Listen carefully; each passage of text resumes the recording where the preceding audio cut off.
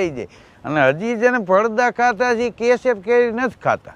કેરી કોળી રસ કાઢ્યો એવી ખાટી બળહ કેરી રહ કરતા દોઢો તો ગોળ નાખ્યો માલી પાસે અને પછી એને હાથેથી હલ બોલાવ્યો, આખું તપેલું પહેર્યું અને વાટકા ભરી ભરીને છોકરાઓને દીધો. રહ ને રોટલી ખાતા હતા ને તો આપણને એમ લાગે જાણે ડામર ને રોટલી ખાય. છોકરા પાછા એના મારા બેટા એ કે વાહ બાપા પાછા જાવ તો અહીંયા આવા ને આવા ભડદા લઈ આવજો. કેરી ખાધી, એના છાલોતરા ચૂહાડ્યા છોકરાઓને, ગોટલીઓ ચૂહાડી.